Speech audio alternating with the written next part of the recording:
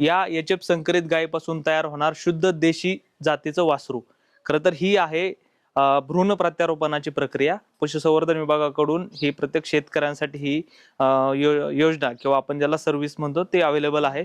भ्रूण प्रत्यारोपण म्हणजे आयव्हीएफ तंत्रज्ञान जे आपण टेस्ट ट्यूब बेबी म्हणून माहिती असेल, तर त्या तंत्रज्ञानाद्वारे हे जे भ्रूण आहे ते लॅबमध्ये ग्रो केलं जातं आणि त्यानंतर त्याचा विकास झाल्यानंतर ते गायींमध्ये अशा पद्धतीनं प्रत्यारोपित केलं जातं आणि त्यानंतर तुम्हाला जे वासरू आहे ते जसं हवं तसं मिळू शकतं. यामध्ये विशेषता अशी आहे, जर तुमची गाई कुठली असेल म्हणजे याचे संकरित जरी गाय असेल तर त्यामध्ये तुम्हाला शुद्ध देशी जातीचं वासरू तयार करता येऊ शकतं किंवा देशी गाई जरी असेल तर त्यासाठी तुम्हाला जे हवंय त्या पद्धतीनं वासरू तयार करता येऊ शकतं.